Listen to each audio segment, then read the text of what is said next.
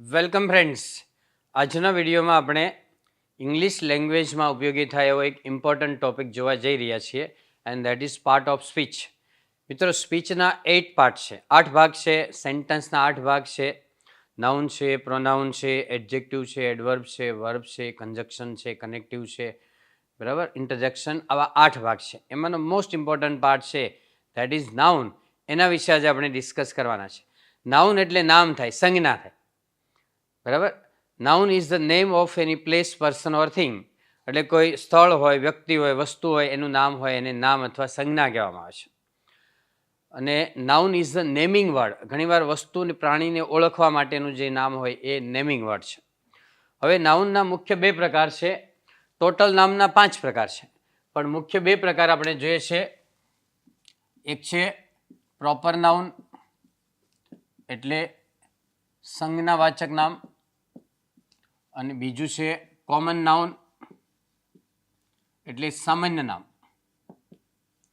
Proper noun એટલે સંજ્ઞાવાચક નામ અને કોમન નાઉન એટલે સામાન્ય નામ. હવે પ્રોપર નાઉન છે ને, એની અંદર હંમેશા કેપિટલ અક્ષર આવે. ફોર એક્ઝામ્પલ, રામ છે, સીતા છે, સુરત છે, બરાબર. તો આવી રીતે પુરુષ, સ્ત્રી, ગામ, શહેર, દેશ, રાજ્ય, ખંડ, અને એ નામ છે હંમેશા વચ્ચે આવે તો કેપિટલ આવે. એ બધા જ નામ છે પ્રોપર નાઉન કહેવાય અથવા સંજ્ઞાવાચક નામ કહેવાય. હવે કોમન નાઉન છે, એની અંદર મુખ્ય 2 ભાગ આવશે. એક કાઉન્ટેબલ એટલે ગણી શકાય તેવું નામ, અને બીજું અનકાઉન્ટેબલ એટલે ન ગણી શકાય તેવું નામ.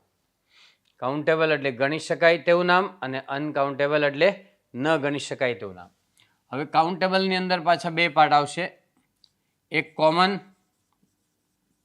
સામાન્ય નામ, કોમન એટલે અહીંયા સામાન્ય નામ, અને બીજું આવશે કલેક્ટિવ. કલેક્ટિવ એટલે સમૂહવાચક નામ. કેવું નામ છે? સમૂહવાચક. હવે પહેલા સમૂહવાચક આપણે સમજી લઈએ. તો એમાં ફેમિલી છે એ સમૂહ કહેવાય, મેમ્બર્સનો સમૂહ કહેવાય. ટીમ છે તો એ પ્લેયર્સનો સમૂહ છે. ક્રાઉડ એટલે ટોળું છે તો એ લોકોનો સમૂહ છે. આર્મી છે તો એ સોલ્જર્સનો સમૂહ છે. તો સમૂહ ભેગો થાય ઘણા બધાનો, બરાબર. હર્ડ એટલે પ્રાણીઓનું ટોળું વગેરે. તો આ કલેક્ટિવ નાઉન કહેવાય. કોમન નામમાં સામાન્ય રીતે બોય છે, ટીચર છે, ક્લાસ છે. તો આ બધા સામાન્ય નામ છે, બરાબર.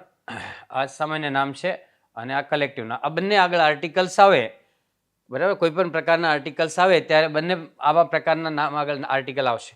પણ અનકાઉન્ટેબલ છે એની આગળ આર્ટિકલ આવશે નહીં. એમાં 2 પ્રકારના નામ આવશે. એક એબ્સ્ટ્રેક્ટ નાઉન આવે. એબ્સ્ટ્રેક્ટ એટલે શું આવે? ભાવવાચક નામ. ભાવવાચક નામ. દાખલા તરીકે સેડનેસ એટલે ઉદાસીનતા, હેપીનેસ એટલે ખુશી, બ્રેવરી એટલે બહાદુરી, લવ એટલે ચાહના, બરાબર. આવો ભાવ આવે ને એને ભાવવાચક નામ એટલે એબ્સ્ટ્રેક્ટ નાઉન કહેવાય, બરાબર. ત્યાર પછી બીજું નાઉન આવે છે મટીરિયલ નાઉન. મટીરિયલ એટલે દ્રવ્યવાચક નામ. કયું નામ થાય? દ્રવ્યવાચક નામ. એમાં 2-3 પ્રકારના નામ. એક તો કોઈ પણ પ્રકારનું પ્રવાહી આવે, વોટર છે, પેટ્રોલ છે, કેરોસીન છે, ડીઝલ છે. પછી બીજું છે ધાતુ આવે, કોઈ પણ પ્રકારની, સિલ્વર છે, ગોલ્ડ છે, પ્લેટિનમ છે, આયર્ન છે વગેરે.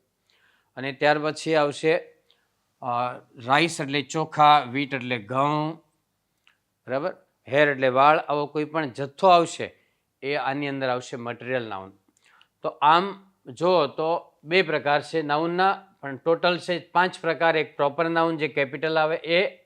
બીજા સામાન્ય નામની અંદર 4 પ્રકાર છે. આ સામાન્યમાં જે ગણી શકાય એવા 2 પ્રકાર છે, કોમન નાઉન અને કલેક્ટિવ નાઉન. અને ન ગણી શકાય એમાં 2 છે, ભાવવાચક નામ અને મટીરિયલ એટલે દ્રવ્યવાચક નામ. તો આમ જો તો 5 પ્રકાર નાઉનના છે. અને એમાં આ ગણી શકાય એવા 2 પ્રકારના નામ છે, કોમન અને કલેક્ટિવ. એમાં આર્ટિકલ આવે જ્યારે પણ આવે ત્યારે, અને એબ્સ્ટ્રેક્ટ અને મટીરિયલ નાઉન આગળ કદી આર્ટિકલ આવશે નહીં. Okay friends, so that's all. Happy learning, happy sharing. Thank you very much. મિત્રો, વિડીયો ગમે તો લાઈક કરો, શેર કરો, ચેનલને સબસ્ક્રાઈબ કરો. Thank you again.